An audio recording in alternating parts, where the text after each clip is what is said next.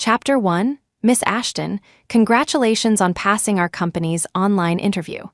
The offer letter has been sent to your email. We require you to report for duty in London within 2 weeks. Do you have any questions? On the other end of the line, a man from across the ocean spoke fluent English. Zoe Ashton didn't hesitate for a moment and readily agreed. No problem, I'll be there on time. Just as she hung up, the doorknob turned. Liam Spencer walked in and, seeing Zoe, smoothly handed her a paper bag. Something urgent came up at the firm yesterday, so I couldn't spend New Year's Eve with you. Don't be angry. He sounded sincere, and Zoe didn't press further. She took the bag and glanced inside. A rose quartz bracelet lay forlornly at the bottom. So thoughtless, he hadn't even bothered to put it in a proper box. The bracelet was expensive, but not because of the bracelet itself. Its value lay in the matching rose quartz necklace. The bracelet was merely a complimentary item. If the bracelet was here, it meant Liam had bought the necklace. Yet, he had chosen to give the free gift to her. If it weren't for those photos Cassidy Thorne had sent her yesterday, showing an eye-catchingly large and high-quality rose quartz necklace, Zoe might not have realized that her boyfriend of 5 years would give the main gift to someone else and the freebie to his girlfriend. Just like he had used the excuse of urgent firm business to avoid spending New Year's Eve with her, when in reality, he had just gone to be with Cassidy.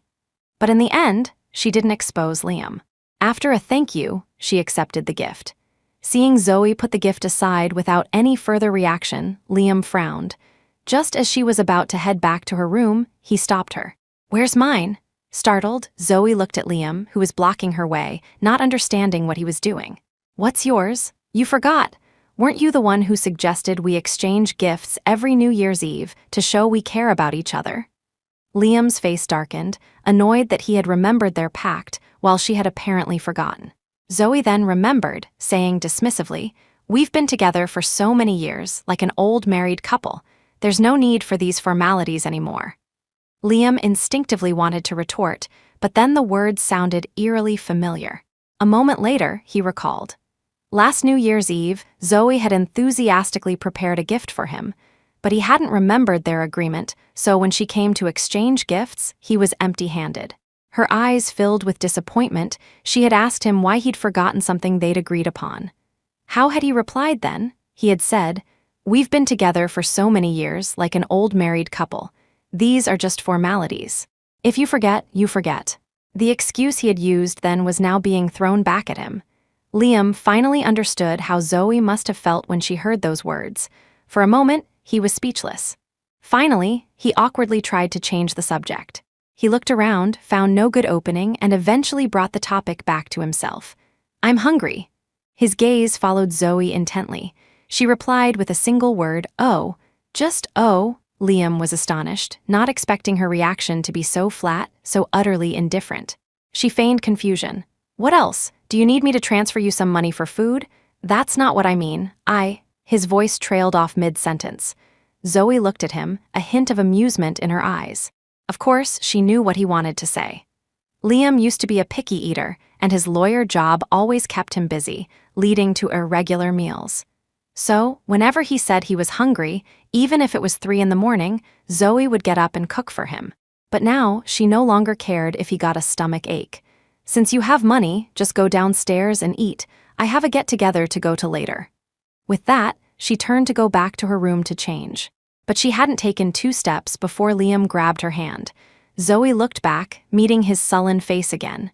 "You're going out this late? What for?" Zoe didn't know what he was suddenly angry about. She tried to pull her hand free but couldn't. Instead, he unconsciously tightened his grip. Feeling the pain in her wrist, she frowned and hissed softly. "Let go, it's just a regular get-together." Still no further explanation, which Liam found hard to accept.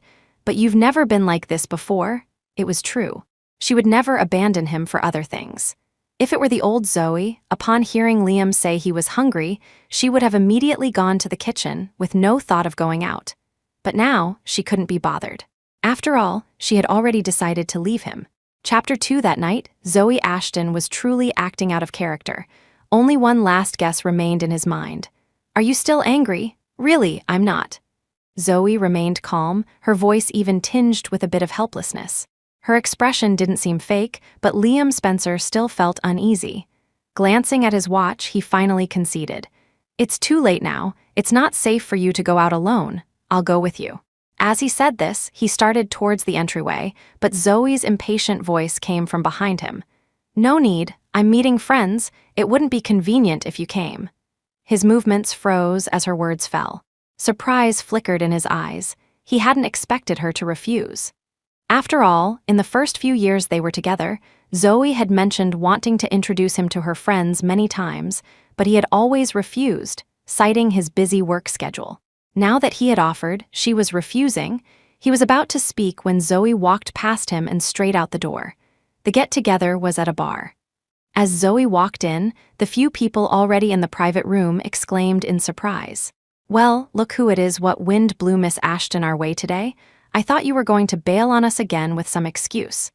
Exactly every time we invite you, you say you're busy. We thought you were really going to choose a man over your friends." Listening to their teasing, Zoe felt a little embarrassed and laughed self-deprecatingly. "I was so foolish back then, alienating my friends and losing myself for a man who didn't love me." She sat down among them, casually picked up a drink from the table, and took a sip. The aroma of the alcohol swirled in her mouth, a hint of nostalgia in her eyes. Actually, she used to enjoy drinking quite a bit, but she had given it up because Liam didn't like it. Liam had always thought they met on a blind date. That wasn't true. Zoe first saw him at her parents' funeral. That year, she was only 10. Yet, she had arranged her parents' funeral herself. All the relatives told her not to be sad, to first attend to the guests properly. But when she personally pushed the two bodies to the cremation, she couldn't hold back any longer. She ran out and hid in a corner, crying. It was then that Liam found her. He was the son of her mother's best friend. Seeing her crying so heartbrokenly, he said nothing, just sat beside her and handed her a piece of candy. "Want some candy?" Sobbing, she reached out and took the candy he offered. Peeling off the wrapper, the sweetness of the milk candy melted in her mouth, but tears still streamed down her face. "I don't have a mommy and daddy anymore. I miss them so much." He was only about 10 himself, yet he had the air of a mature young man. He reached out and stroked her hair. "Don't be afraid, they're still here. It's just that when you're at school, they're at work. When you're eating at home, they've gone on a business trip. When you go to find them, they happen to have just returned home. They're always here, you'll keep missing each other. But one day, you'll meet again." Hearing this, she finally looked up, staring at him blankly. In the days that followed, Zoe got through the long nights without her parents by clinging to those words. She convinced herself they were still there, they were just always missing each other. She told herself that after many years, they would meet again. For a long time after, Zoe never forgot his words, nor did she forget him. Even though all she knew about him was his name, Liam Spencer. Until many years later, when she had grown up, and Helen Spencer arranged a blind date for her with Liam. Chapter 3, from the beginning, Helen Spencer had told her that her son was wonderful in every way, except that he was naturally cold. If they got together, it might take a long time to warm him up. But Zoe didn't care. Because she had seen his warm side, she was willing to try everything to warm him up. For 5 years, Zoe made him the center of her world. His suits couldn't be machine washed, so the first thing she did after work every day was take his clothes to the dry cleaner. He casually mentioned wanting hot meals ready when he got home, so she quit her beloved job in jewelry design and found a low-paying but less demanding secretarial job near his company, moving into his house. He didn't like the smell of alcohol, so she gave up drinking entirely, becoming estranged from her old friends as a result. After her parents passed away, she felt she had no home, like a piece of driftwood floating wherever the current took her. But after getting together with Liam, she subconsciously felt she had found an anchor, felt that wherever Liam was, her home was. So she did everything in her power to take care of him. Fortunately, her efforts weren't entirely in vain. He gradually became less cold towards her and wouldn't refuse her requests, like their New Year's Eve gift exchange agreement. But just when she thought things were slowly getting better, the shadow of another girl appeared in their lives. Her name was Cassidy Thorne, his university classmate. He was a neat freak and never allowed her to eat in the car. Zoe knew he disliked it and never dared to break the rule. But later, she saw Cassidy eating cookies in his car, and he never said a word to stop her. When she successfully made dessert for the first time and wanted to share her joy with him, he frowned and pushed it away, saying he didn't like sweets. But later, when they had dinner with Cassidy, and Cassidy pushed all the desserts she didn't like to him, he accepted them gladly. Zoe's friends all enjoyed drinking, and their favorite pastime was going to a bar for a drink. When he found out, he frowned and told her not to associate with those friends anymore, saying he didn't like noisy places. But when Cassidy mentioned she was going to a bar, his first reaction wasn't to refuse, but to accompany Cassidy. There were countless incidents like this. Every time Zoe asked, he would only say they were just friends now and told her not to make a big deal out of it. But thinking back now, it all boiled down to one thing. He just didn't love her enough. After voicing all these things, Zoe felt as if a heavy stone had been lifted from her heart, allowing her to finally breathe a sigh of relief. Her other friends, however, fell silent. After a long while, someone finally broke the silence. "If he doesn't love you, why do you keep staying by his side?" Zoe looked at Nancy Jennings, who had spoken, and shook her head with a smile. "I'm not staying anymore. I've decided to break up with him. I'm going abroad in 2 weeks." When Zoe got home, Liam Spencer was still awake. As soon as she entered, he smelled the strong scent of alcohol on her and frowned involuntarily. "Didn't I tell you I don't like the smell of alcohol? If you're jealous, just say so. Why drink yourself into this state?" She changed her shoes and walked straight to the bathroom, pausing only when she passed him. "I drank because I was happy, not because of you." Liam rubbed his temples, feeling it was impossible to communicate with her right now. He didn't say anything more but stepped forward, intending to help Zoe to her room to rest. Unexpectedly, the next second, Zoe dodged his outstretched hand. "Are you sleeping in the master bedroom or the guest room?" Sensing the rejection in her tone, his face darkened, somewhat incredulous. "You want to sleep in separate rooms?" Zoe waved her hand. "Didn't you say you don't like the smell of alcohol? Then it's better if we sleep in separate rooms." After saying that, she paid him no more mind and turned back to the master bedroom. After she had washed up, she heard a door slam from the guest room. Liam was angry. If it had been before, she would have been flustered, not knowing what to do, and would have immediately tried to coax him. But now, she no longer cared. She fell into bed and went straight to sleep. The next day, Zoe left early in the morning to submit her resignation at work.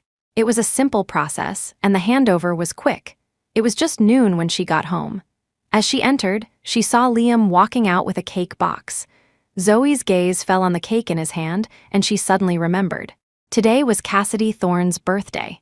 Seeing her return, his pace didn't falter, nor did he spare her a glance as he walked straight out the door. She didn't try to stop him either, because she knew this was the prelude to his Cold War. In the 3 years since Cassidy returned to the country, they had argued countless times because of her. Every time they fought, he would give her the silent treatment for a period, and every time he started a Cold War, she would immediately admit fault and coax him until he was no longer angry. But this time, she quickly averted her gaze, no longer caring about his mood. Chapter 4. After Liam Spencer left, Zoe Ashton didn't linger either, heading straight to her room and opening her laptop. She was going to London in 2 weeks. She needed to rent an apartment first and also searched for some local recipes to practice at home. Living alone abroad in the future, she had to get used to it in advance. Lying back on her bed, Zoe idly scrolled through her phone and saw a social media post Cassidy Thorne had made half an hour ago. "Thankful for every important moment in my life, you were there." Below it was a group photo. In the picture, Liam sat next to Cassidy, looking at her with a tenderness Zoe had never seen before. Liam and his buddies had all liked the post, and even the first comment was from Liam. "I made you a promise and I'll never break it." His buddies also chimed in with comments, "We're so happy to see you two happy." The comment section was a sea of harmony, shattered only by the last comment.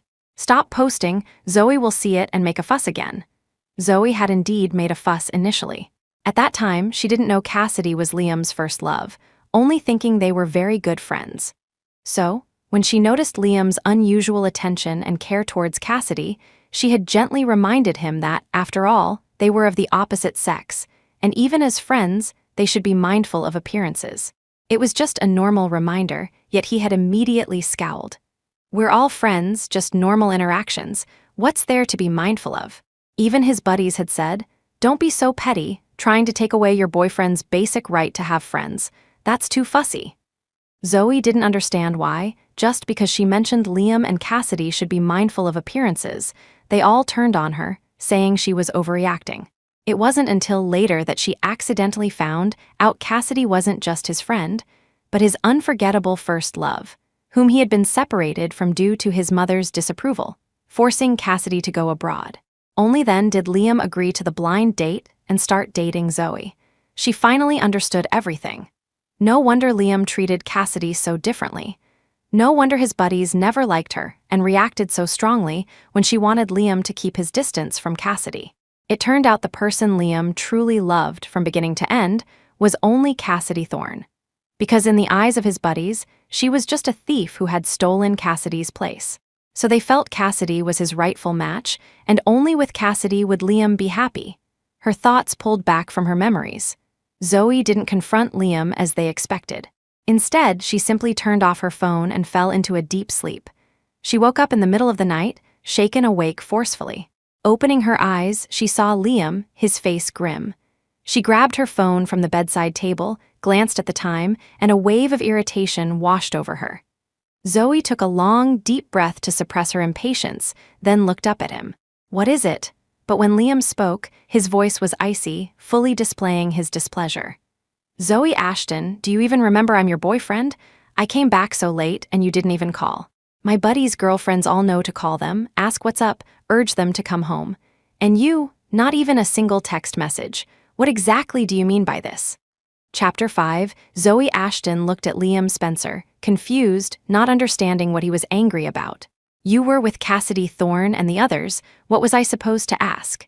Didn't you used to complain that I was always annoyingly calling when you were out with friends? So I didn't call you. Besides, didn't you say you and Cassidy are just friends, nothing more?" Her explanation was logical and well-founded, leaving Liam somewhat speechless. He wanted to say, no, that's not it. She wouldn't have just gone to sleep when he was out so late, without a single word of concern for him. But her reasoning made it impossible for him to say that. He didn't understand why she was reacting this way. But then, he remembered the social media post Cassidy had made a short while ago, and he finally understood. "You're angry because of Jayatong's post." His voice was certain, but she shook her head. "I'm not angry." Liam breathed a sigh of relief, not taking Zoe's words to heart, thinking she was just being stubborn.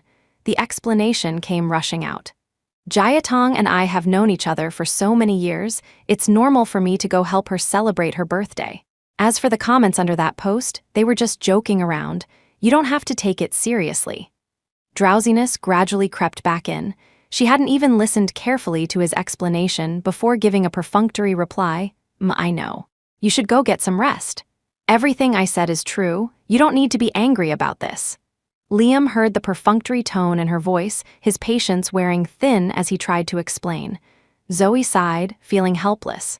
She was very tired and really didn't want to continue this standoff with him.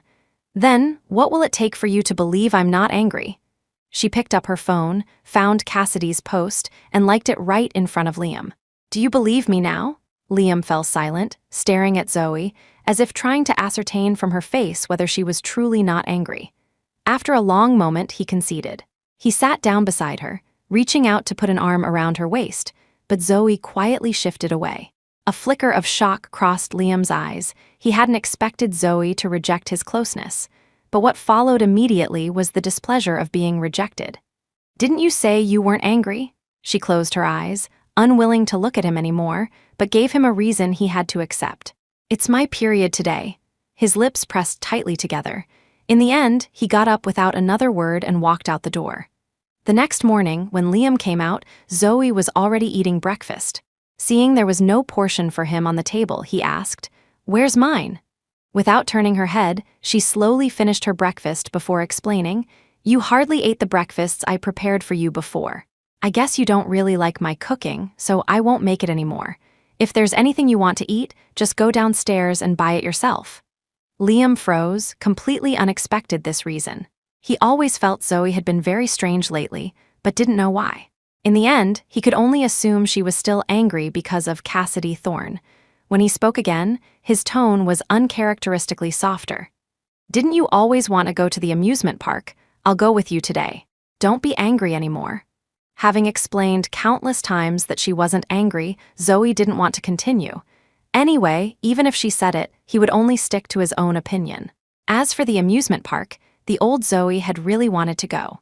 She had lost her parents at a young age, and no one had ever taken her to an amusement park. Later, when she was dating Liam, she had mentioned it many times and invited him to go with her. But every time, he would say it was too childish, that those things were for coaxing children, that he was too busy with work and wasn't interested in amusement parks, and would refuse.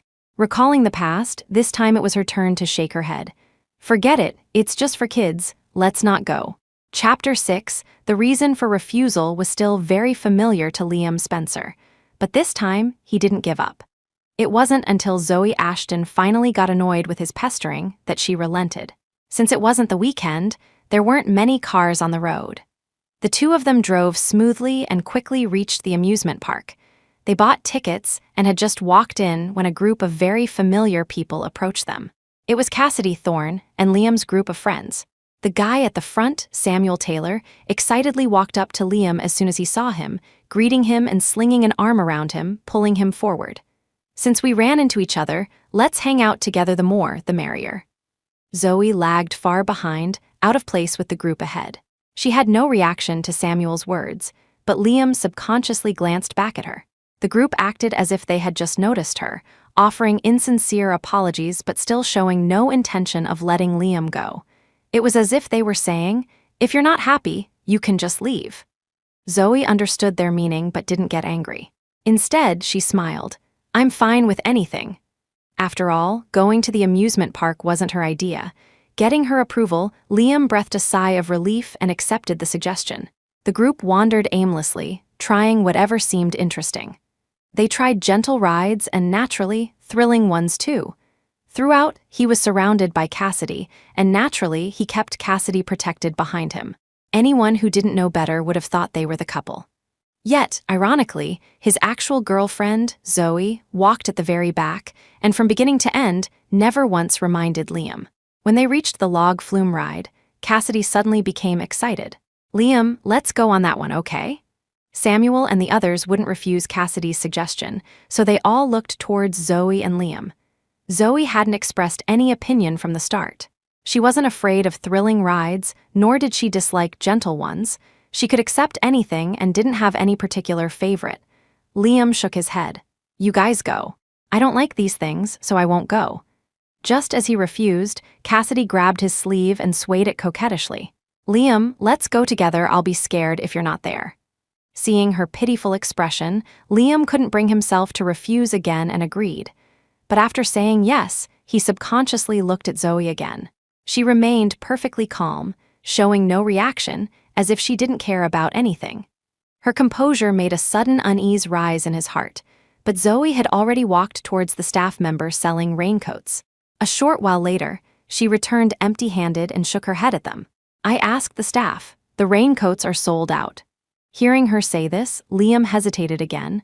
Cassidy saw his hesitation and quickly tried to persuade him, "It's okay if there are no raincoats. We can just wipe ourselves dry with a towel after we get wet. Liam, I really want to ride it." In the end, Liam still gave in to her. The group boarded the log flume boat. After securing the safety measures, the boat slowly ascended to the highest point and then rapidly descended under the force of gravity. The huge impact created a large splash of water, crashing down on the people in the boat.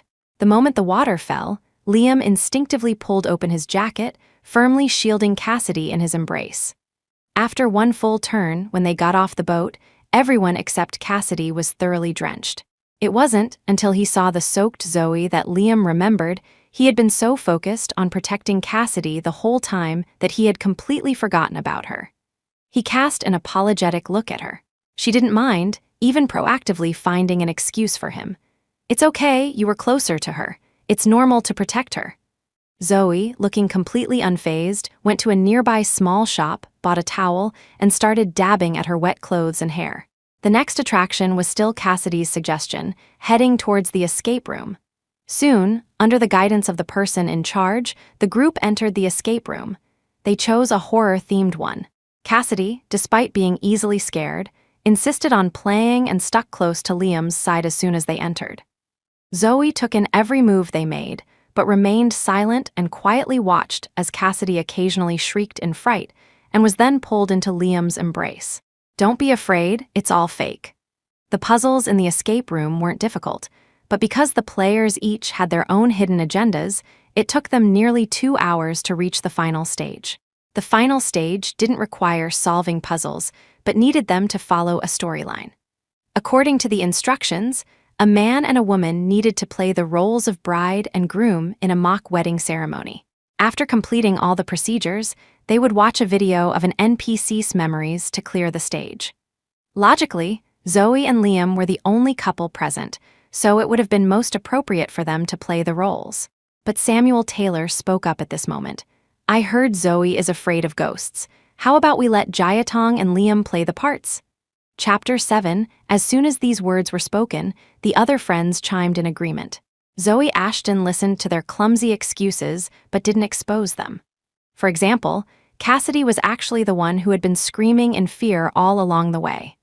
For another, even if Zoe truly couldn't do it and Cassidy had to, there were so many people present, it wasn't necessary for Liam Spencer to be the one to play the groom. Liam didn't agree, nor did he refuse, but Cassidy spoke up at this moment.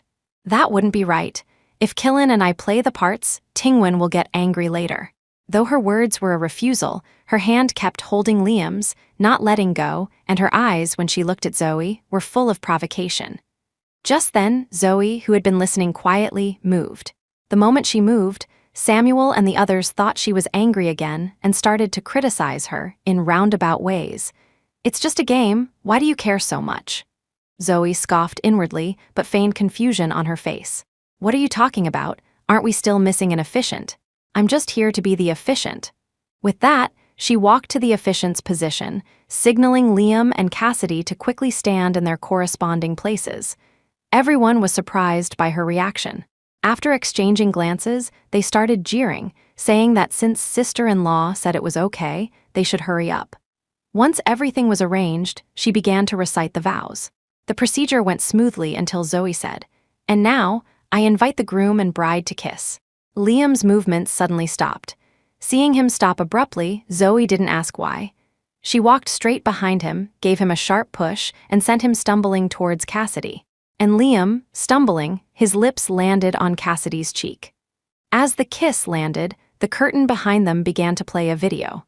From the perspective of the female protagonist, it told the story of how she was deceived by a heartless man, her love misplaced, and died on her wedding day. Her soul, unable to find release, was trapped in this house, becoming a vengeful ghost, vowing to kill all heartless men in the world. Finally, she was moved by the sincere love between the players, let go of her obsession, and Ray entered the cycle of reincarnation.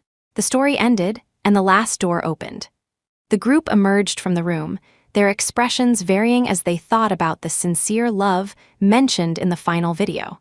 Only Zoe's expression remained unchanged, seemingly unaffected. "Tingwin, Jayatong and I just now were only—" Liam was about to explain, but Zoe cut him off before he could finish. I know everything. It was just a game." Her expression was calm, but he remembered her final push. "Then, what did you mean by that push at the end? What kind of girlfriend would actively push her boyfriend towards someone else?" He stared intently at Zoe, as if trying to find some clue on her face, but she just smiled. "What else could it mean? I just wanted to clear the game faster and finish." Liam wanted to say more, but Cassidy, who was following behind, suddenly quickened her pace, walked to Liam's side, and took his hand. "Killin, I'm hungry.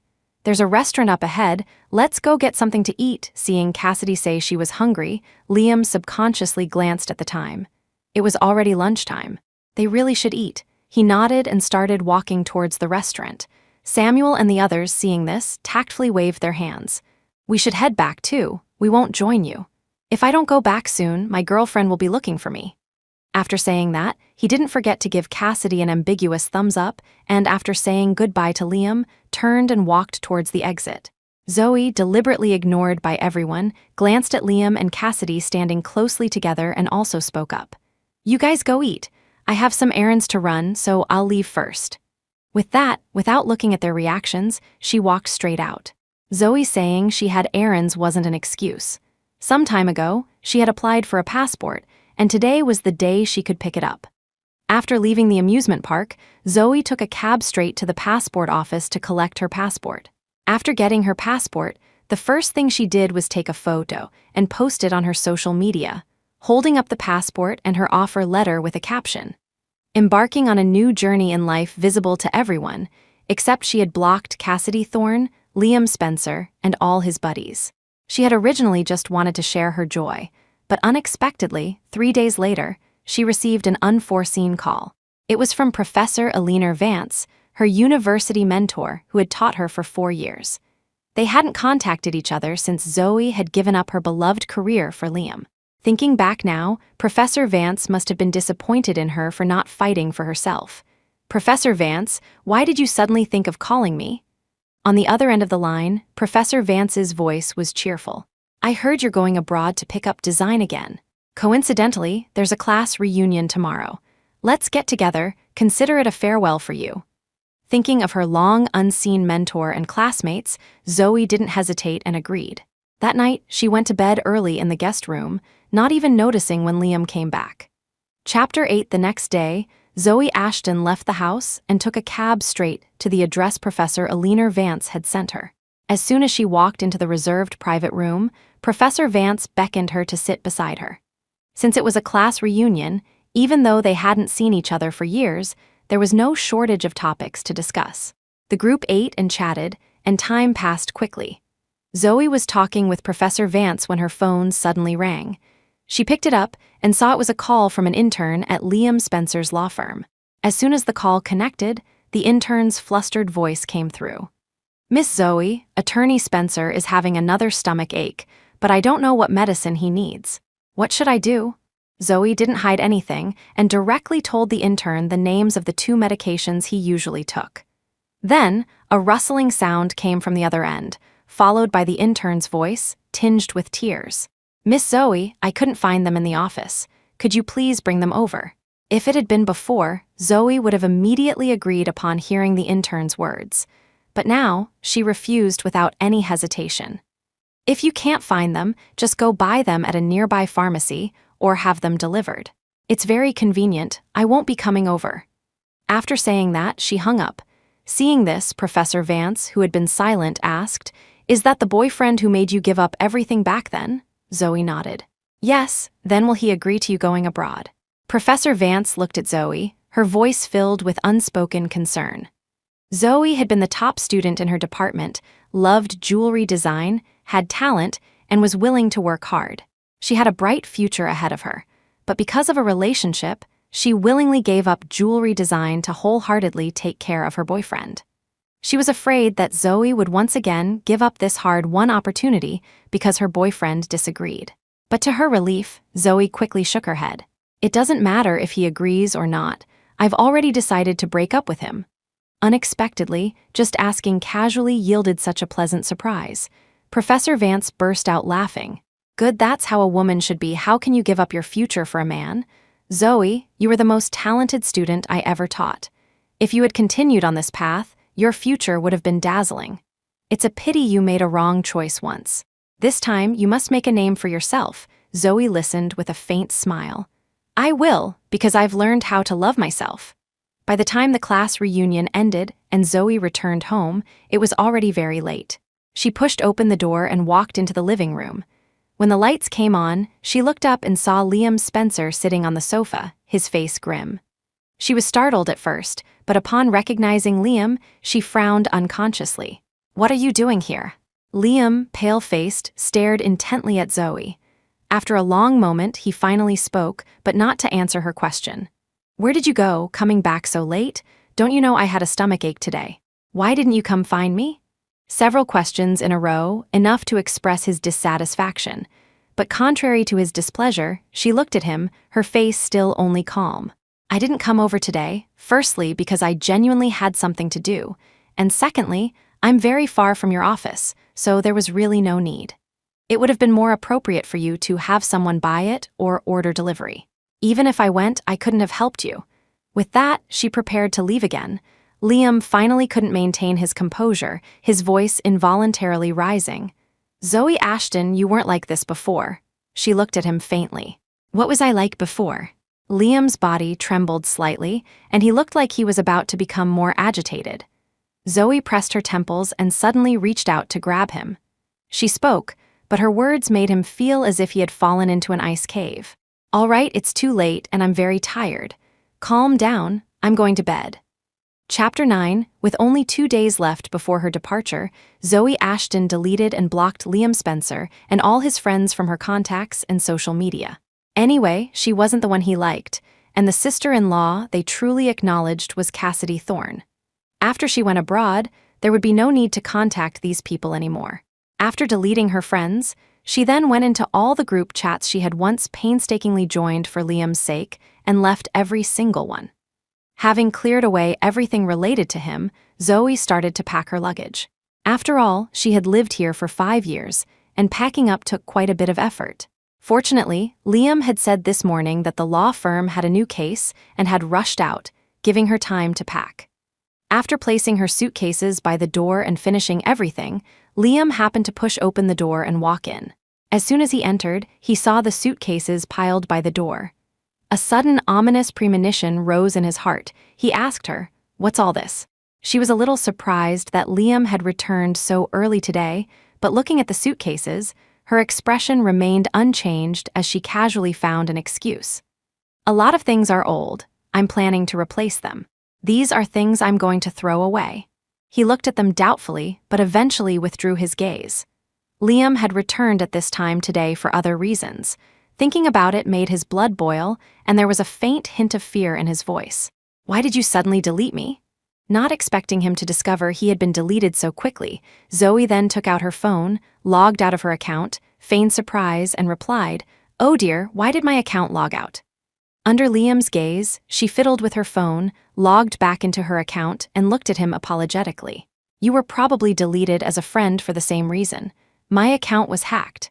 Perhaps her acting was too obvious, or perhaps he had noticed her recent strangeness, but he didn't quite believe Zoe's excuse. "Then add me back now. I'll watch you add me." He didn't move an inch, standing firmly in front of her. Zoe had no choice but to pick up her phone and point it at the QR code he showed. Before the information could scan, his phone suddenly rang. The name Jayatong appeared on the screen, and he immediately put his phone away. The call connected. Zoe didn't know what was said on the other end, only saw his expression change slightly. "Jayatong, don't worry, I'm coming over right away." As soon as he finished speaking, he turned and went out the door again. Zoe calmly closed the Add Friend interface. Just as she was about to put her phone away, a trending topic suddenly popped up. The search term was Cassidy Thorne plagiarism. Cassidy Thorne was a popular up-and-coming jewelry designer in recent years, solely because she had participated in a national newcomers competition and won the championship after overcoming many obstacles. But now it was exposed that her most sought-after championship design was plagiarized. Coincidentally, what she had plagiarized was Zoe Ashton's design. No wonder Cassidy had called Liam so urgently just now. Liam was her ex-boyfriend and a lawyer. He would surely be the quickest to help her solve the problem. Unfortunately, plagiarism in the design world was a dead end. Cassidy was digging her own grave, but none of this had anything to do with her. She opened a ticketing app and booked a flight to London for the next day. Now, everything was ready. All she had to do was leave tomorrow. Liam Spencer returned the next morning. He looked hurried. When he saw Zoe Ashton eating breakfast, he hesitated for a moment, but finally spoke. "Tingwen, the design drafts Jayatong released a few days ago were exposed for plagiarism. I've seen the original manuscript. It's the True Love series you posted on your social media 5 years ago. She has already issued a statement saying she didn't plagiarize and that you two have a collaborative relationship. Could you log into your social media and repost it? Help her out this once." 5 years ago, when she decided to quit the jewelry design industry, she had pulled several all-nighters just to give a conclusion to the already released True Love series. At that time, he had also asked her, since she loved jewelry design so much, why she was giving it up. And her answer was that her career was not as important as him. The True Love series was the first series she released after they got together, designed for him, and ultimately ended because of him. Liam knew best how much the True Love series meant to her, yet he still made such a request for Cassidy's sake, asking the plagiarized to clarify for the plagiarist. She found it somewhat amusing and couldn't help but laugh out loud. She looked up at him. "Do you really want me to help her repost it?" He looked at her without speaking, but Zoe still understood his meaning. He wanted her to help Cassidy, and the reason he proposed it was because he was sure she wouldn't refuse him. After all, he knew best how much Zoe loved him. Looking at her calm eyes, Liam felt a little guilty. After thinking for a moment, he decided to offer her some compensation. "Didn't you really want to go to the Whitsunday Islands before? After you post the statement, we'll go together, okay?" Saying this, as if to express his determination, he bought 2 plane tickets to Australia right in front of Zoe. But just as he finished paying, Cassidy's call came in again. "Killin, someone has published my address. There are a lot of people blocking my building downstairs. I'm so scared," her tearful voice came through the phone. Upon hearing Cassidy was being besieged, Liam instantly panicked. He only had time to quickly instruct Zoe to be sure to repost the clarification before rushing out the door again. And she just quietly watched his back disappear at the doorway, without trying to stop him. After a while, she leisurely finished her breakfast, cleaned the dishes, and then took out her phone, logging into the social media account she hadn't used in 5 years. She reposted Cassidy's defensive post and added a caption of 8 bold characters. No collaboration, just plagiarism. After posting, she ignored the ensuing storm, removed her phone's SIM card, snapped it in half, and threw it into the trash can before getting up to retrieve her luggage from her room. Taking one last look at this home, she turned and left, hailed a cab, and headed straight for the airport with all her luggage. This time, she wouldn't stop for anyone. Chapter 10, the social media post quickly sparked heated discussions.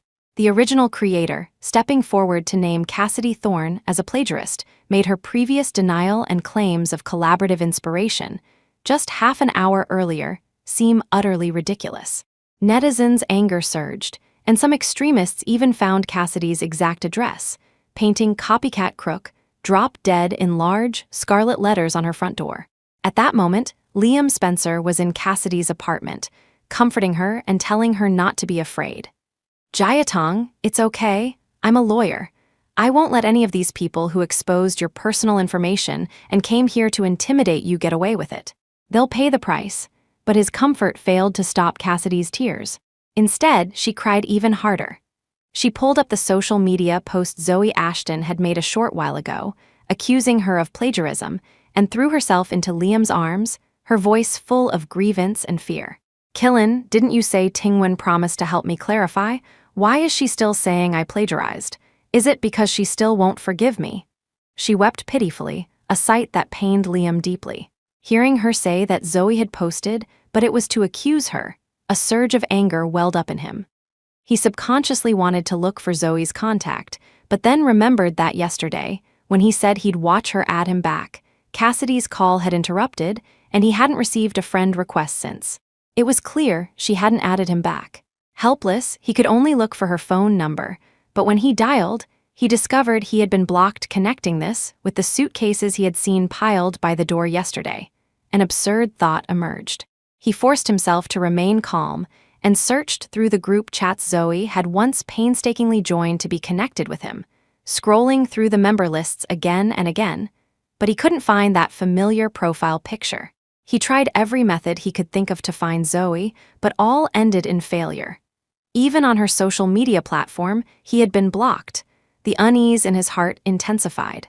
He then called Samuel Taylor and the others, not even bothering to pay attention when Cassidy asked him what was wrong. "Can you contact Tingwen?" He got straight to the point, directly stating his purpose. But after asking everyone, the answer was always that they suddenly couldn't reach her. Only then did Liam realize he couldn't find Zoe Ashton. A flicker of confusion crossed his eyes, unsure of what had happened. He subconsciously got up and walked towards the door. Seeing him about to leave, Cassidy instantly panicked. "Killin, where are you going? Don't leave me, I'll be scared alone," the tactic that had always worked before suddenly failed.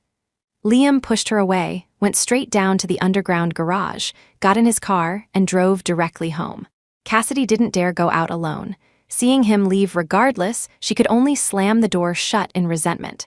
When she walked to the window, she saw Liam's car speeding away. 20 minutes later, Liam returned home. Pushing open the door, he searched room by room but found no sign of Zoe. Upon closer inspection, it wasn't just Zoe who was missing, but all her luggage as well. He searched the rooms carefully, trying to find any trace of Zoe's presence. In the end, he only found a note on the nightstand in the master bedroom. "Liam Spencer, let's break up." 8 short words, yet they struck Liam's heart like a heavy hammer.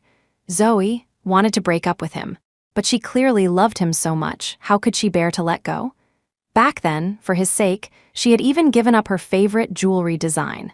Now, just because he asked her to issue a clarifying statement for Cassidy, she had abandoned him. Liam couldn't believe it, yet he had to. Zoe had left so decisively, without giving him any chance to make her stay. He didn't even know where she had gone after leaving. Had she gone to another city or another country? Chapter 11, Liam Spencer stared at the empty room, feeling his own heart hollow out. A wave of sorrow swept over him, relentlessly assailing his sanity. He even tried rushing back to the law firm, using a colleague's phone to call Zoe Ashton, but no matter how many times he tried, the other end only produced the cold, mechanical female voice. "The user you are calling cannot be reached." Then his own phone rang. He picked it up. It was Cassidy Thorne. "Killin, where did you go? I'm so scared." Cassidy's delicate voice came through the phone, but his heart no longer felt the initial anxiety he had upon hearing it. He rubbed his temples, silent for a long time, until low sobs came from the other end. Only then did he speak, his voice weary. "I've taken your case, and I'll see it through to the end. Don't worry, I won't let those who used illegal means get away with it." In the end, Liam did help Cassidy quell the storm. Although he couldn't wash away her reputation for plagiarism, he made an example of those who had published Cassidy's private information and thrown paint on her door by having them detained for a few days. But after this incident, news of Zoe and Liam's breakup spread, or more accurately, news of her silent departure. The moment Samuel Taylor and the others heard about it, they immediately asked Liam out. As soon as he arrived at the bar, they all crowded around him.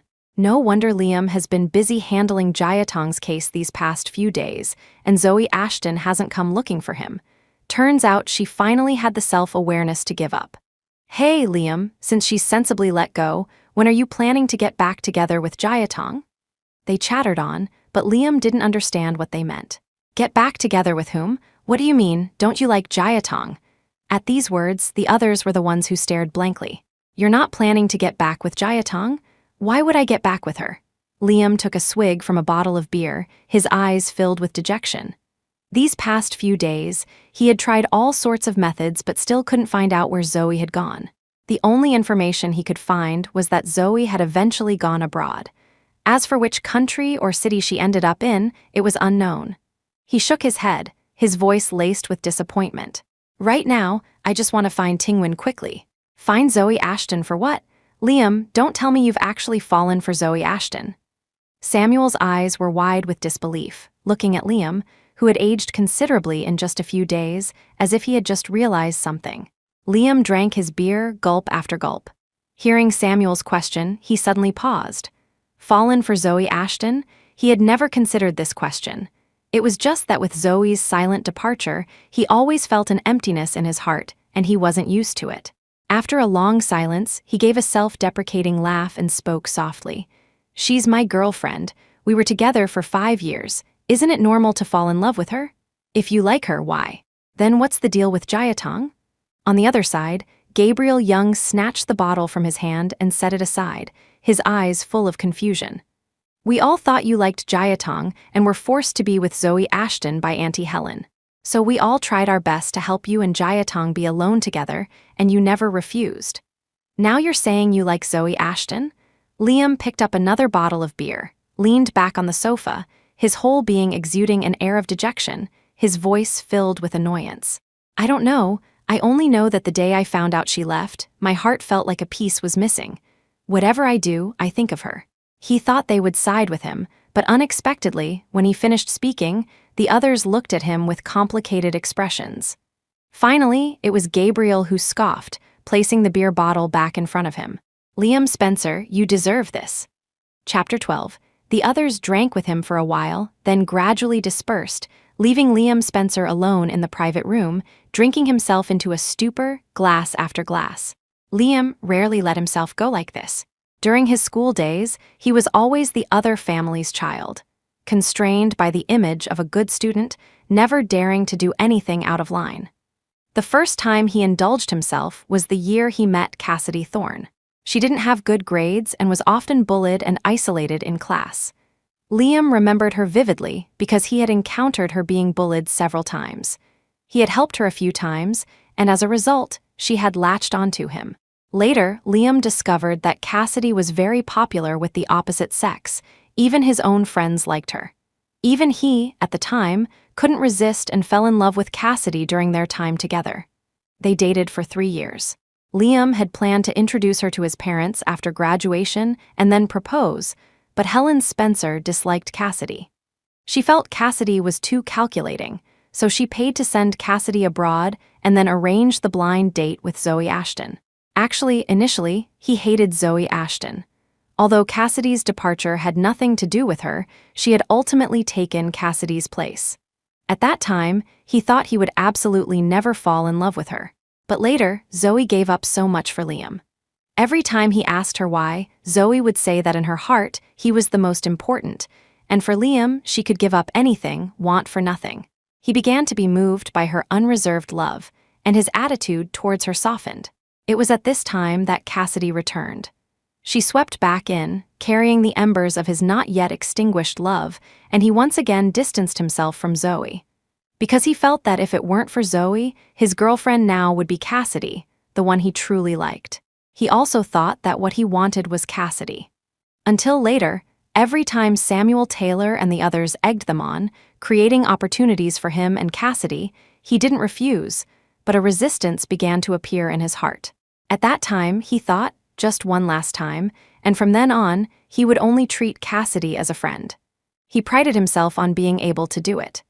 Initially, when Zoe started to let him spend time with Cassidy, he really thought he had handled both relationships well. Later, it was his indulgence, wanting to test her limits, but he never expected she would choose to leave at that moment. He couldn't help but think, perhaps, he really did deserve it. The beer bottle in front of him was more than half empty, and Liam's consciousness gradually blurred. Vaguely, he seemed to see a familiar figure. He reached out to her, saw her smile and help him up, leading him towards a private room upstairs. "Wanwen, is that you? You're back. This isn't a dream, is it?" Her movements paused, but she quickly recovered, her voice gentle, somewhat different from his memory. "Yes, I'm back. Let me help you rest first." But Liam, his consciousness already hazy, was in no state to distinguish. With a ding, the elevator stopped.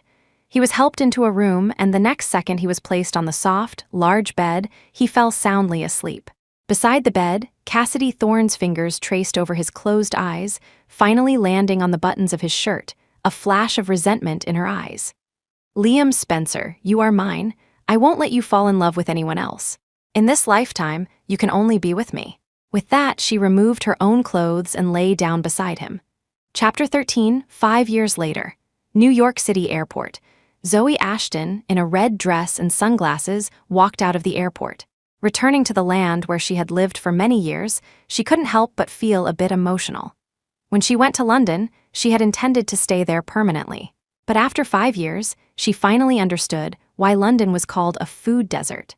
Fortunately, London also had Chinese supermarkets, and she could cook her own Chinese food, so her life wasn't too difficult.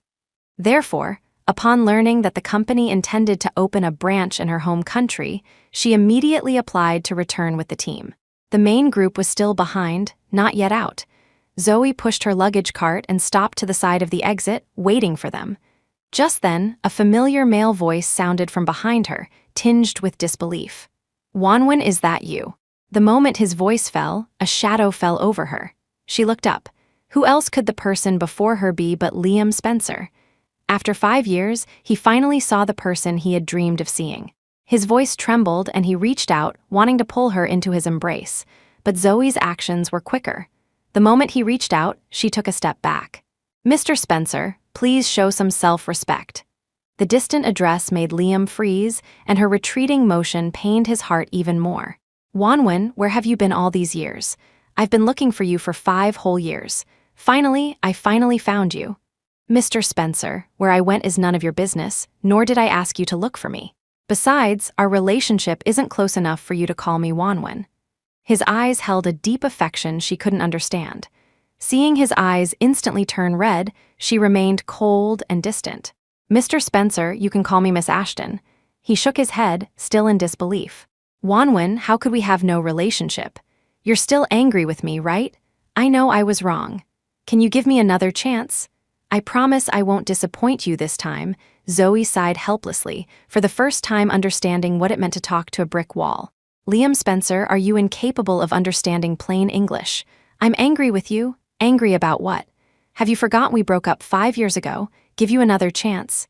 Liam Spencer, on what grounds? Zoe, are you ready? We should go. During the entanglement, the others had already reached the exit. Looking back, they saw Zoe still lingering and reminded her. Hearing this, Zoe pushed her luggage cart past Liam. I have things to do. I don't have time to get entangled with you here. Excuse me. With that, without looking at his reaction, she quickened her pace and left with her luggage. Liam wanted to chase after her, but was stopped by a hand reaching out from beside him. She doesn't seem to want anything to do with you. Sir, persistent pestering isn't what a gentleman does. The man's voice was gentle, but Liam frowned. This is between her and me. Who are you, and what right do you have to meddle in our affairs? On the grounds that I am her boyfriend. A sarcastic and disdainful smile touched the corners of the man's lips. Someone is harassing my girlfriend. Mr. Lawyer, you tell me, if I'm not qualified to intervene, who is? Liam detected the hostility in his words, but remained noncommittal about him being her boyfriend. After all, when Zoe left just now, she clearly had no intention of waiting for anyone. The person she likes is me. His tone was confident, but as soon as he finished speaking, the man in front of him laughed out loud. I don't know where some people get such thick skin. You're just a thing of the past, and I am her present. And you're telling me she likes you. Perhaps she did like you once. But since certain people have already chosen someone else, why bother pestering her now? Chapter 14. Liam Spencer didn't want to believe it, but the man spoke with such conviction, even recounting details of his and Zoe Ashton's past as if they were common knowledge, that unease began to stir in his heart. Had Zoe really fallen for someone else? But she had loved him so much. How could she so easily fall for another? He looked at the man before him, his lips pressed tightly together. After a long moment, he spoke reluctantly. I won't give up on her. No matter who you are, don't even think about snatching her away from me. My name is Julian Kingsley. You're welcome to try. Julian Kingsley raised an eyebrow slightly, completely unfazed by his harsh words, finding them merely amusing. Snatch her away from him? What a joke. Zoe had already left him proactively 5 years ago, and he was still lost in the dreams of the past, thinking she was still his possession. He looked at Liam as if observing a buffoon, scanned him up and down, then slowly walked in the direction Zoe had left. Liam, left standing there, felt his face flush red then turn pale. Julian Kingsley, the sole heir to the Kingsley Group, one of New York's wealthiest families. He and Zoe were worlds apart. How could they possibly know each other? Besides, wasn't that Julian Kingsley rumored to have a foreign girlfriend? How could his girlfriend be Zoe? Wasn't he deceiving her? He clenched his fists, anger surging in his heart as he watched Julian's retreating back. He would definitely find Zoe and expose Julian's true colors. He wouldn't let his scheme succeed. Zoe knew that since she and Liam were both in New York, they were bound to meet. However, she hadn't expected New York to be this small. Liam's law firm actually had a partnership with the legal department of DW's domestic branch. Fortunately, she was in charge of the jewelry design department and generally wouldn't have much contact with legal affairs. So, when she saw that the legal representative was Liam, she was only surprised for a moment and didn't pay too much attention. Until just after lunch, she saw a bouquet of fiery red roses on her desk. A colleague who returned with her exclaimed, "Wow, Zoe, your man is quite romantic." But when the colleague looked back at Zoe, she noticed there wasn't a hint of happiness on her face. Zoe didn't even hesitate before throwing the bouquet straight into the trash can. Such beautiful flowers, why throw them away? The colleague looked at the roses in the trash, a little regretful. Zoe, however, smiled. If my boyfriend saw them, he'd get jealous. You know how it is, young Master Kingsley gets jealous easily. Hearing her words, the colleague realized the flowers weren't from Julian Kingsley. Curiosity gleamed in her eyes, her voice full of a desire to know. How do you know these flowers aren't from him? Thinking of Julian, a sweet smile inadvertently appeared on her face. He knows I don't like roses. As the two talked, they didn't notice a gaze fixed on them from not far away. And that person was, indeed, Liam Spencer.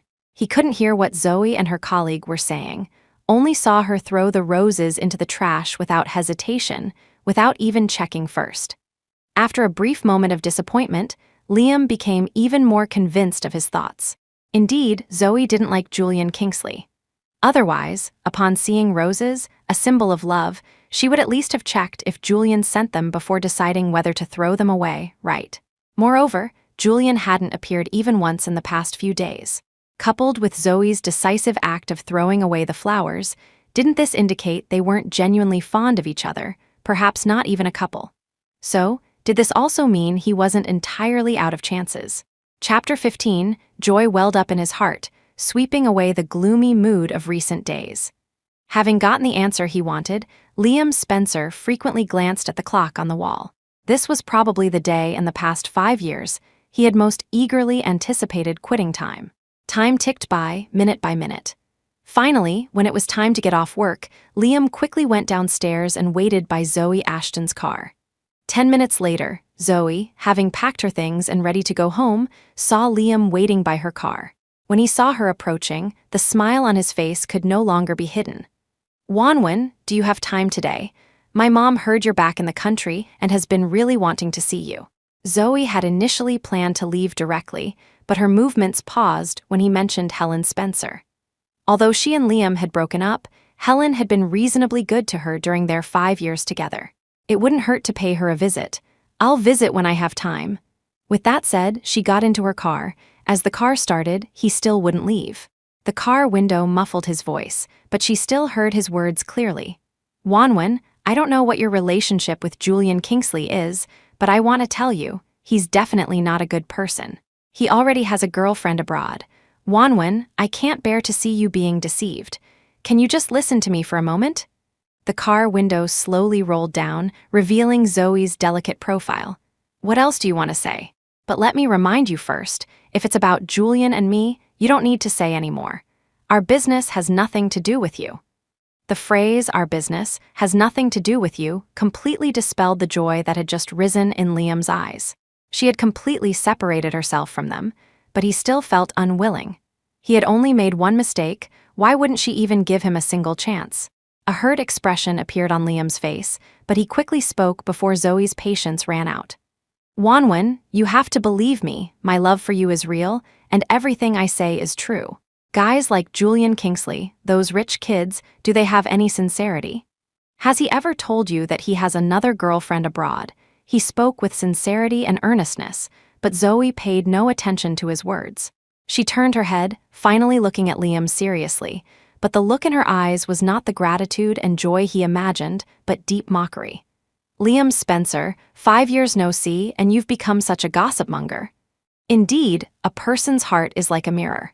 What kind of person you are, you think others are the same. What kind of person Julian Kingsley is, he's my boyfriend, I know him better than you do.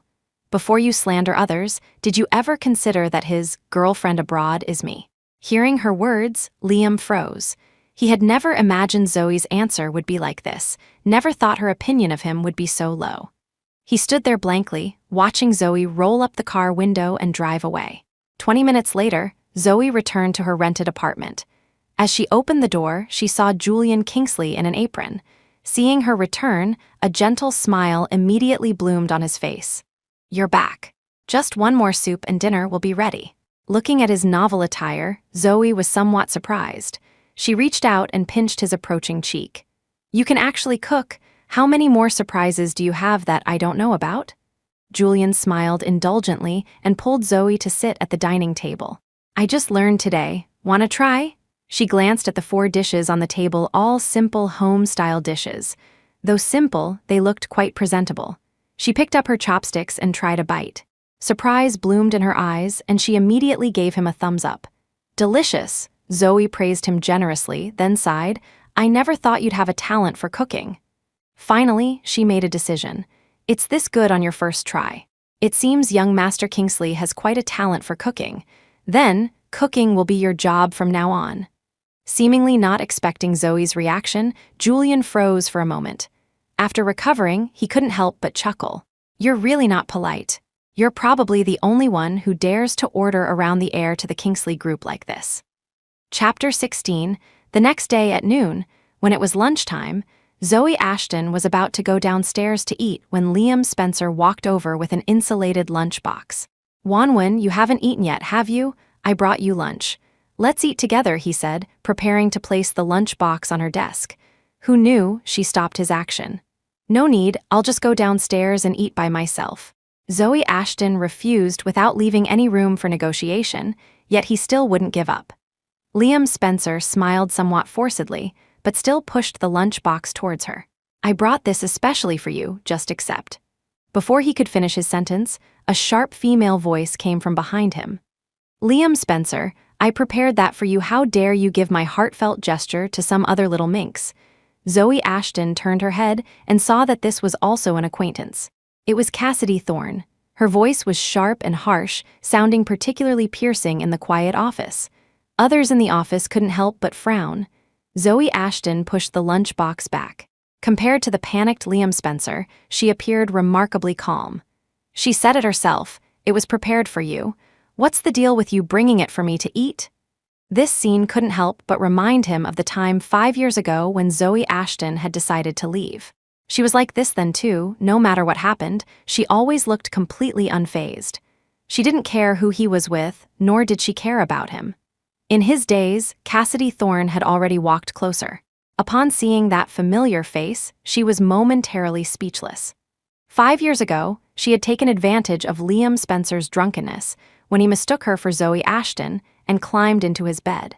Although he didn't acknowledge it after sobering up, he could no longer get rid of her. She paraded herself as Liam Spencer's girlfriend, driving away all romantic prospects around him. Liam, too lazy to deal with those women, let her be.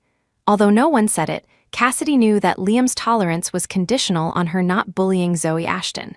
After a brief silence, intense hatred welled up in Cassidy's eyes again. Before Zoe Ashton appeared, Liam had loved her the most, and only her. Even when she first found out Zoe and Liam were together, Cassidy hadn't panicked, because she knew that as soon as she appeared, Liam would return to her side. Later, things indeed turned out as she expected. After she returned to the country, although Liam didn't break up with Zoe, with just a slight beckon of her finger, Liam would unhesitatingly abandon Zoe and come to her side. Until Zoe suddenly went abroad. She left, but it seemed she also took Liam's soul with her. From then on, Liam's world only contained her. And Cassidy transformed from his unforgettable white moonlight into a clinging vine who could only resort to schemes to stay by his side. She looked at Zoe with eyes full of resentment. Since you already left, why did you come back? Seeing her chase after him, Liam Spencer instantly panicked. Why did you come here? After asking, he quickly looked at Zoe and explained, Wanwen, listen to my explanation, I have nothing to do with her. Zoe Ashton ignored their emotions, irritably pushing them both aside. Liam Spencer, I don't know what you two are trying to do, but I really don't have time to play these childish games with you. This is an office, not your marketplace for arguing. Don't block the way and affect other people's work. She walked straight out. As she reached the doorway, a man's figure appeared, impeccably dressed in a suit, his hair neatly styled. He immediately put his arm around Zoe's shoulder. Let's go, I'll take you to lunch. She raised an eyebrow, looking at Julian Kingsley, who was like a peacock showing off its feathers and didn't refuse his closeness. Why are you here? If I didn't come soon, my wife would have been snatched away. Julian Kingsley's voice was tinged with resentment. When he looked back at Liam Spencer, his eyes held a hidden warning. If Regina hadn't called me, were you not planning to tell me? With just one look, Liam Spencer and Cassidy Thorne behind him dared not take another step. With their status, they simply couldn't contend with the heir to the Kingsley group. But to give up just like that, he was unwilling. Finally, Liam Spencer could only turn his gaze to Cassidy Thorne, his voice full of anger. Cassidy Thorne, who told you to come here? Get lost and go back immediately. Chapter 17, as his words fell, Cassidy Thorne's eyes immediately reddened, tears welling up. She reached out and tugged his sleeve, begging softly, "Killin, I know I was wrong.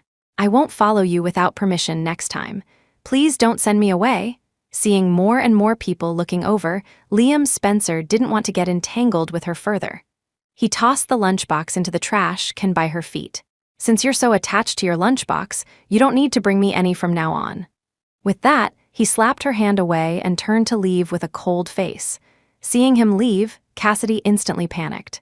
Forgetting about the discarded lunchbox, she quickly followed him.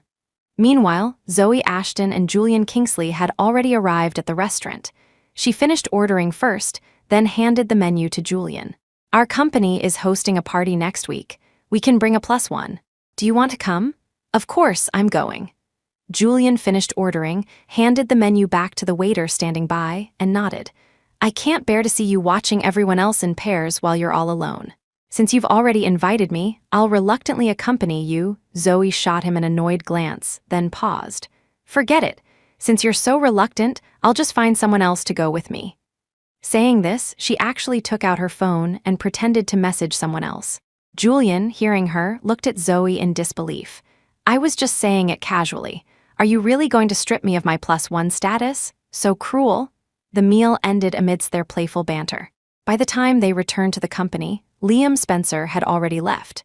But from that day on, he completely latched onto Zoe Ashton, sending flowers and meals daily. Even though they were always thrown into the trash can, he never got discouraged. A week passed in a flash, and soon it was the day of the company banquet. Zoe Ashton walked into the venue, arm in arm with Julian Kingsley. As soon as they entered, many people came over, holding wine glasses. After exchanging a few pleasantries with everyone, she suddenly regretted bringing him.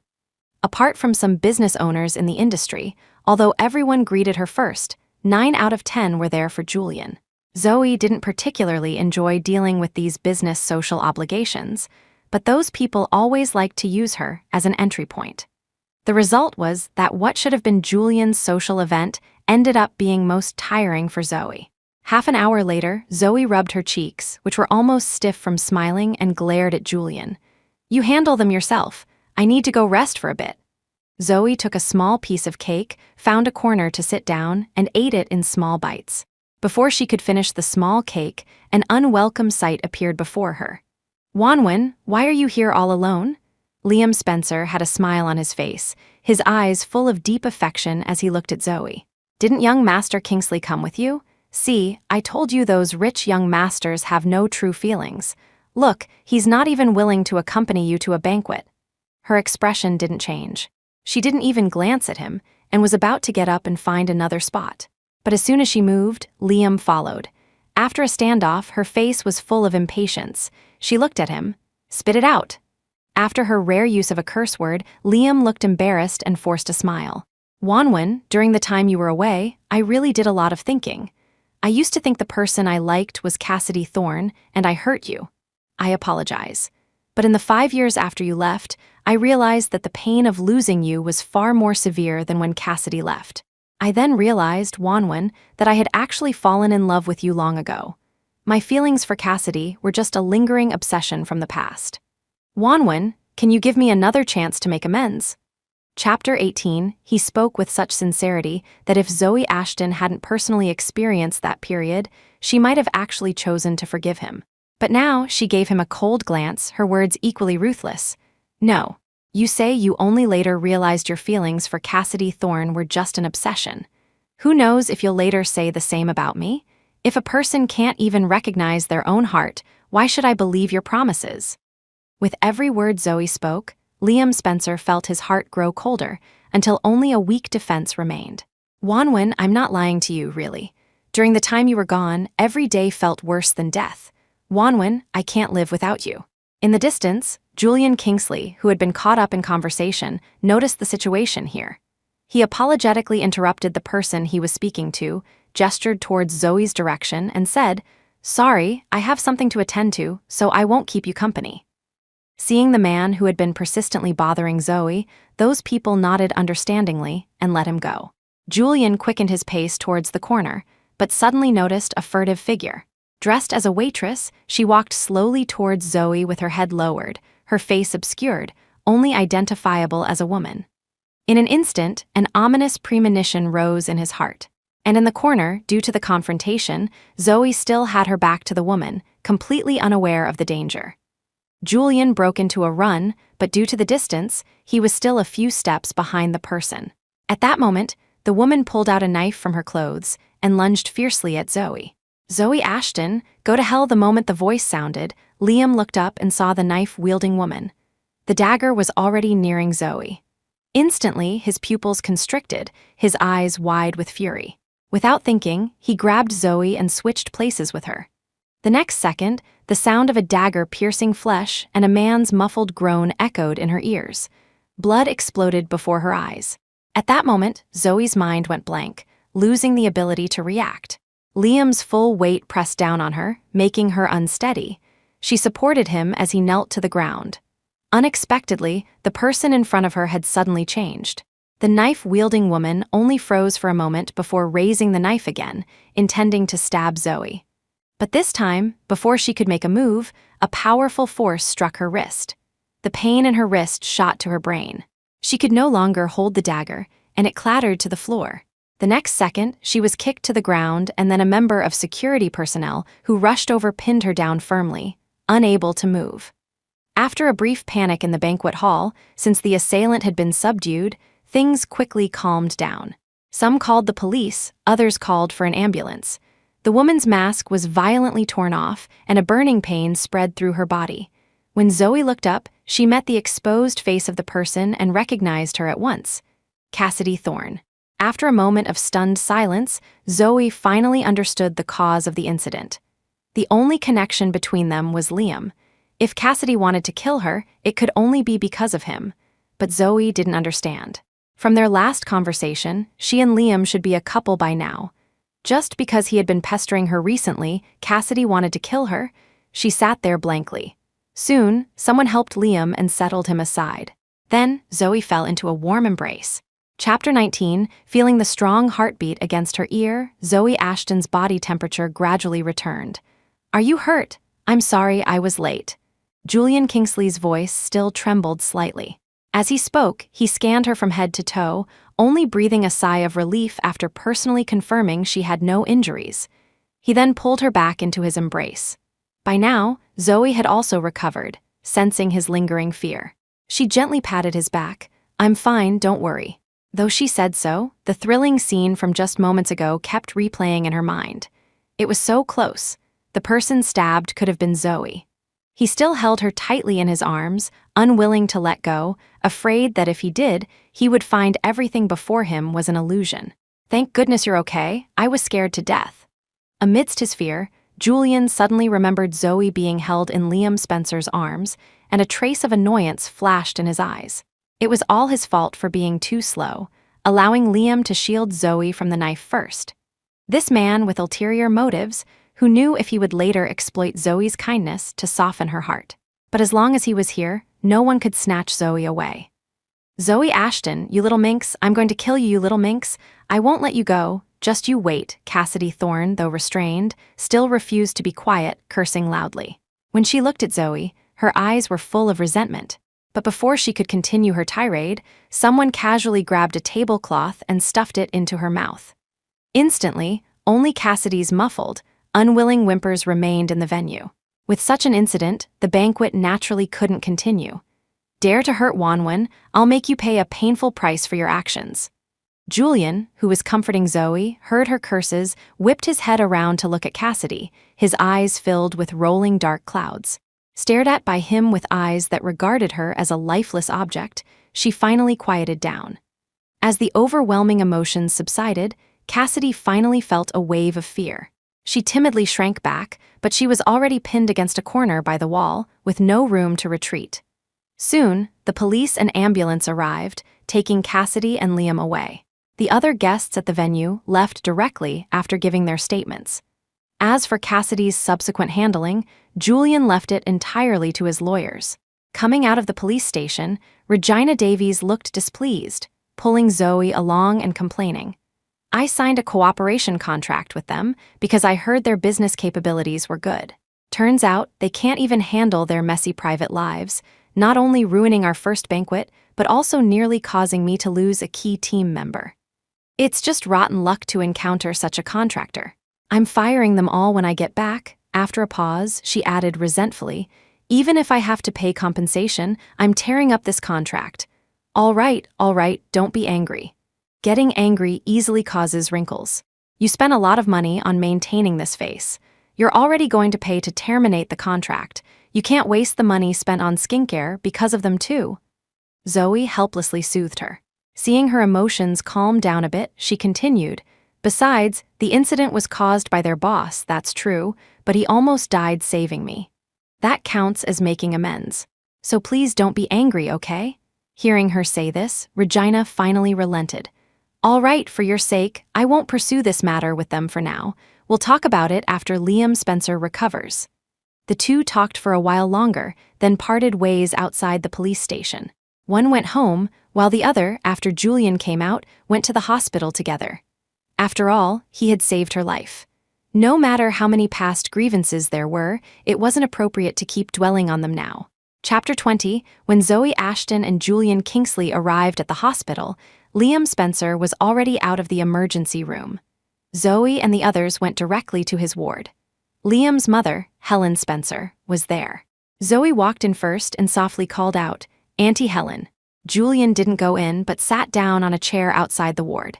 Inside the ward, Helen merely glanced up at Zoe, showing no particular emotion. She pointed to the chair beside her and said only 2 words, "Sit down." "No trouble, Auntie Helen. I just came to ask how he is now." Zoe noticed Helen's coldness and shook her head, not wanting to invite rebuff. Actually, their relationship had never been very close, but Helen was, after all, her mother's best friend. After Zoe's parents passed away, Helen had also offered her help. It wasn't much help, but what's most precious is kindness in times of need. Although Helen had concealed things regarding Liam and Cassidy Thorne, during their 5 years together, Helen had also treated her like her own daughter, so Zoe didn't hold much resentment towards Helen. She just hadn't expected that her perfunctory remark to Liam about visiting Helen would happen under such circumstances. He's temporarily out of danger. The doctor said if there are no complications, he should wake up tomorrow. Helen looked at her son's pale face, her eyes full of heartache. When she looked at Zoe, her expression was replaced by complexity. She didn't know what kind of mood to face Zoe with at this moment. Ultimately, she and Liam had wronged Zoe. It was only natural for Zoe to choose to leave. But she was, after all, Liam's mother, so she would naturally be more biased towards her own son. During the period when Zoe had just gone abroad, Liam moped at home, drunk and unconscious day after day. Then came the incident with Cassidy. Helen already disliked Cassidy, feeling she was too calculating. And look, Liam had stumbled badly because of her. Helen blamed Cassidy, blamed her son for being a disappointment, and also blamed Zoe. She felt Zoe was so heartless, not only leaving without a word, but also refusing to give Liam even a shred of hope. So Helen allowed Cassidy to stay by his side. She thought, perhaps if he got what he wished for, Liam would return to being the spirited Liam Spencer of before. Later, although Liam didn't get together with Cassidy, he gradually got back on track. But then Zoe returned to the country at this very moment. She stirred up his heart and even caused him to now lie unconscious in a hospital bed. Reason told Helen that the real culprit was Cassidy, but emotionally, she couldn't completely separate Zoe from this incident. Finally, Helen sighed and looked at her. "For the sake of Auntie having been somewhat good to you in the past, Auntie wants to ask you for a favor, okay?" Zoe froze, then quickly recovered. "Auntie Helen, please speak. Auntie begs you, can you please not see him again in the future? If something like this happens a few more times, Auntie's heart really can't take it." Helen's eyes were sincere, almost as if she was about to kneel before Zoe. Although Zoe really wanted to say that whether she and Liam met or not depended not on her, but on Liam. But looking at the haggard Helen, she didn't know how to speak. A scoff came from the doorway, followed by Julian's merciless voice. "Ma'am, isn't it simple if you want my girlfriend and your son not to meet? Just manage your son properly, and tell him to stop pestering my girlfriend. Chapter 21. As his voice fell, Julian Kingsley had already walked into the ward, assertively pulling Zoe Ashton into his embrace, his protective intent obvious. Being defended like this in front of an elder, Zoe's face turned red for a moment. She looked up at him and asked softly, "Didn't I ask you to wait outside? Why did you come in?" He looked down, and seeing her flushed cheeks, he felt a stir of affection. He couldn't help but plant a kiss on her lips. Then, before she could reach out to pinch his waist, he grabbed Zoe's wrist and cleared his throat. "I saw you hadn't come out for a while, so I came to check. I didn't expect to see someone guilt-tripping as soon as I walked in." Julian's last sentence, just short of naming names, made Helen Spencer flush red. But what she hadn't expected even more was their relationship. Zoe and this man were already dating. Once this thought emerged, Helen's contempt for her son intensified. He didn't cherish her, and after driving her away, he started missing her obsessively, pestering her relentlessly, even though Zoe already had a boyfriend. His words left her speechless, but after all, the person lying in bed was her son. In the end, she forced a smile and said, "I'll be mindful." The conversation ended, and Zoe had no intention of staying longer. She took Julian's hand and walked out. The two walked without stopping until they were out of the hospital. Julian suddenly stopped, causing Zoe to stop as well. She turned her head and looked at him curiously. "What's wrong?" "Nothing, just that my girlfriend is too charming. It's causing me a bit of trouble." He feigned a sigh, and before she could get embarrassed and angry, he continued, "Girlfriend, when are you planning to give me a promotion?" Zoe froze, then her face turned slightly red. "Depends on my mood. Whenever I'm in a good mood, I'll promote you." "Then, when will Wanwan's mood be better?" Hearing the playful teasing in her voice, Julian, forgetting that his initial intention was just to cheer Zoe up a bit, brazenly continued to ask. She shot him a playfully annoyed look, but still didn't give a precise answer. "We'll see how you behave." Liam Spencer woke up on the evening of the third day. It was a little later than the doctor had predicted. Helen Spencer had been so nervous, she almost pressed the call bell every half hour.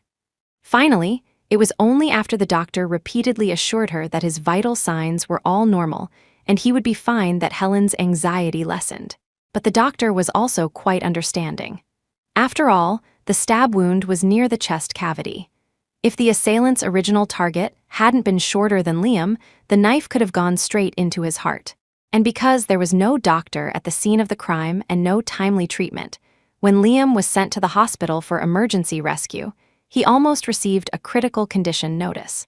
But fortunately, he was lucky enough to survive the surgery. His post-operative vital signs were also very stable. Although he woke up a little late, at least his life was not in danger. However, after waking up, apart from initially looking around and asking about Zoe when he only saw Helen, and learning that she had only come to see him briefly on the first day and then left, Liam showed no further reaction. At first, Helen didn't pay much attention. It was normal to have little strength after just waking up from a serious injury. It wasn't until days passed and he still maintained that listless, half-dead appearance that Helen began to panic. "Killin, what's wrong with you? Don't scare Mom." Chapter 22. Just as Helen Spencer was about to press the call button again in panic, her hand was suddenly grabbed. She looked down and saw Liam Spencer's eyes, full of hope. "Mom, can you help me?" As soon as these words came out, Helen had a vague, ominous premonition, and his next words further confirmed her fears. "Mom, can you ask Wanwan to come see me once? You were so good to her before, she'll definitely listen to you." Hearing it was about this, Helen felt a surge of anger and refused him outright. "No, Killin, you two are in the past. Isn't it better to let the past be the past? She has her new life, and you should start yours too.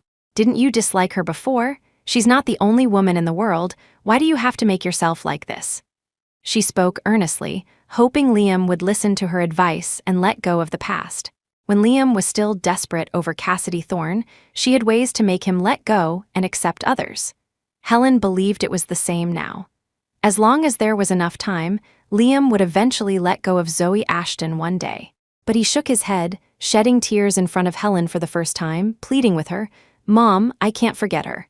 Without her, I'll die." Even though Helen told him that Zoe, apart from coming to see him once with Julian Kingsley on the first day, had shown no concern for his condition since, Liam still didn't regret taking that knife for her that day.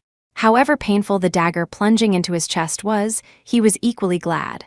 Fortunately, the one who took that blow was him, not Zoe.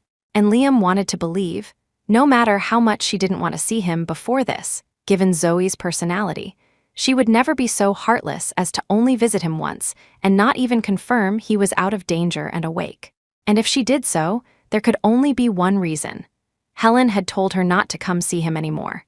Helen thought his feelings for Zoe were the same as his feelings for Cassidy, that as long as they didn't see each other, he would eventually let go. But Liam himself knew that wasn't true.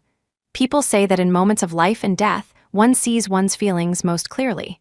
And in that moment, Liam was undeniably certain. He loved Zoe, fearless of life or death. This was a feeling he had never experienced when he was with Cassidy. He wouldn't forget Zoe, nor could he let her go. Her name was already etched into his bones, unforgettable in this lifetime. He only knew that without Zoe, he would die. But looking at Liam like this, Helen only felt he was a lost cause. Liam Spencer, wake up, she already has a boyfriend, so what if you meet?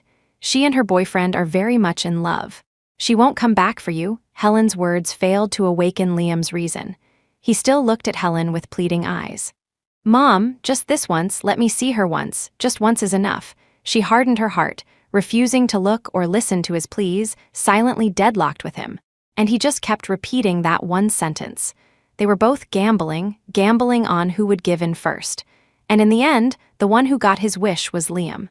Helen didn't know Zoe's address, so she could only go to her workplace to wait for her. Chapter 23, Helen Spencer tried to find her several times but couldn't. It wasn't until the third day, as Zoe Ashton passed the front desk, that the receptionist finally found a chance to inform her that a Mrs. Ho had been looking for her these past few days. A Mrs. Ho. Zoe quickly thought of Helen, but hearing she had been looking for her for 3 consecutive days made her a little puzzled. She hadn't gone to see Liam Spencer, so why was Helen looking for her? The answer soon presented itself. Looking at Helen, whose face was etched with guilt, Zoe didn't bother with pleasantries and asked directly, Auntie Helen, is there something you need from me? Can you go see Killen? He's not doing well.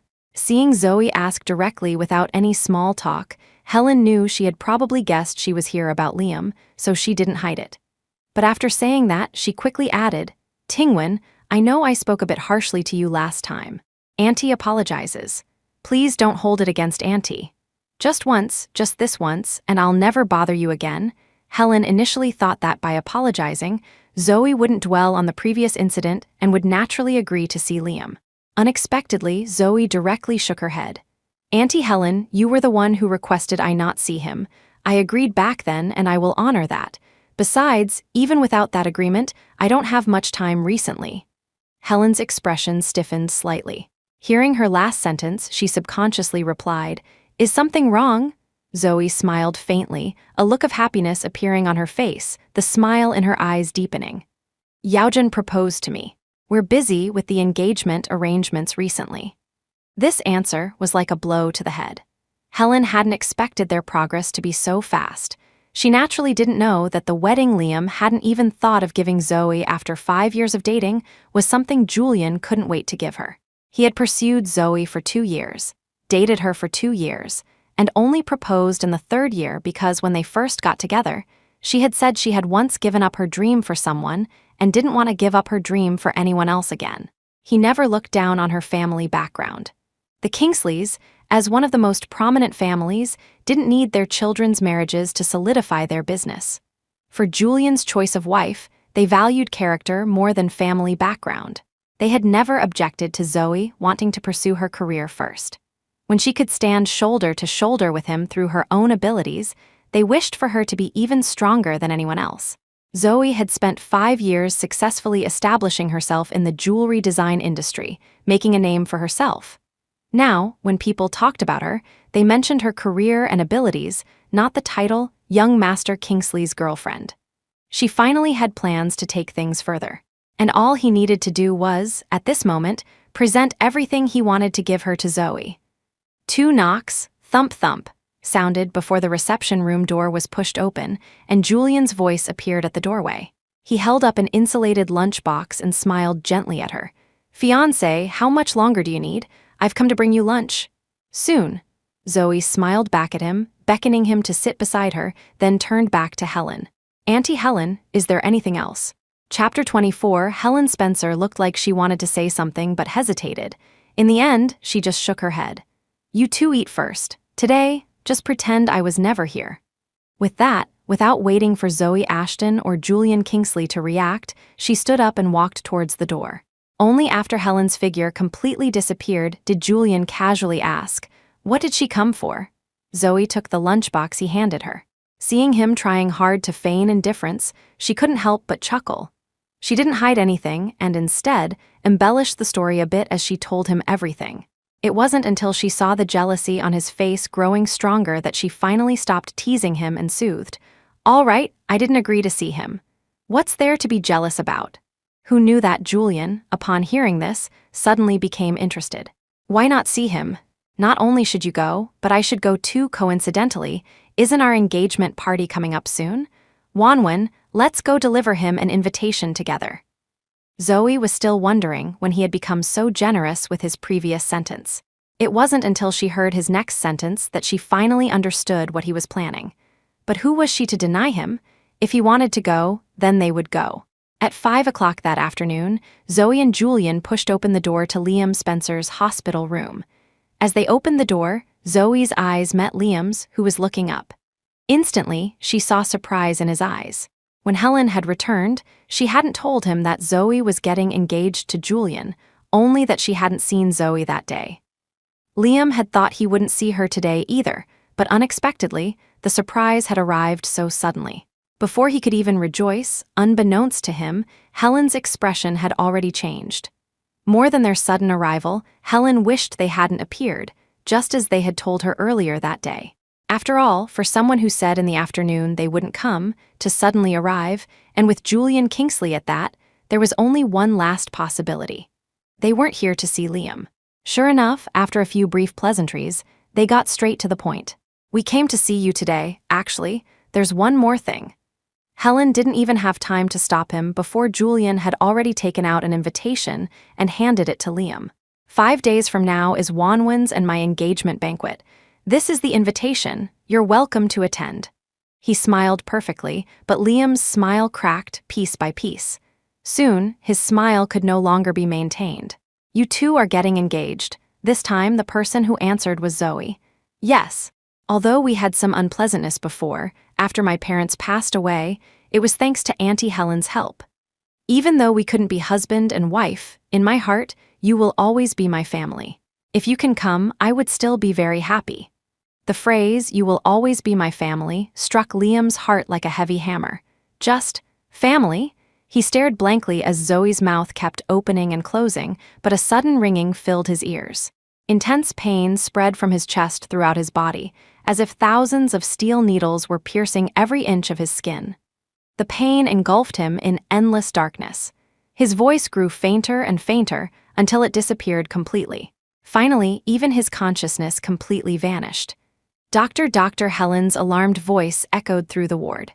The next moment, Zoe and Julian, along with the invitation they had brought, were all asked to leave the ward. Chapter 25. Walking out of the hospital, Zoe Ashton still looked back with some concern towards Liam Spencer's ward. "He's not going to be seriously ill, is he?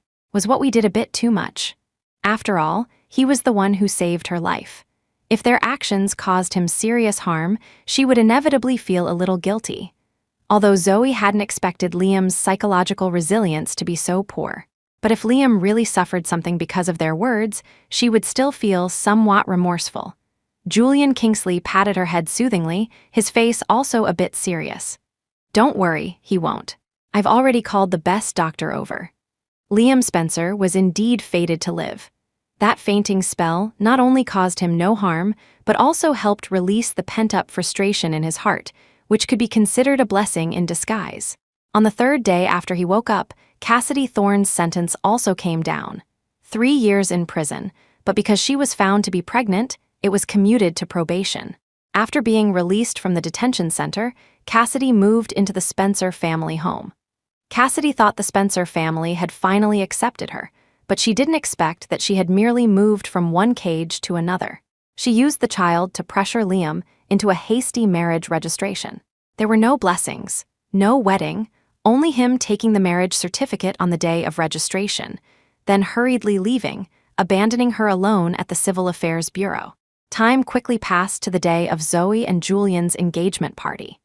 The engagement party was entirely organized by the Kingsley family, and the venue chosen was the most luxurious hotel in New York. Although it was just an engagement, the Kingsley family took it very seriously. At the banquet, all the guests were in suits and gowns, glasses clinking amidst lively chatter and toasts. The bride-to-be's guests were only some colleagues from DW Company and her best friend.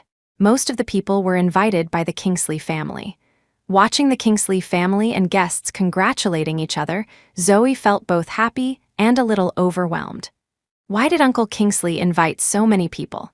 Our wedding won't be like this too, will it? Julian's eyes were full of happy smiles. While explaining to Zoe, he didn't forget to tease her. Of course, there are many people because they value you. Wealthy families, that's how it is. The more they value you, the more people they invite to make it lively. It seems my fiancé is really looking forward to our wedding. She's already thinking about it. I must tell father to put the wedding on the agenda quickly. Julian's first sentence surprised Zoe a little.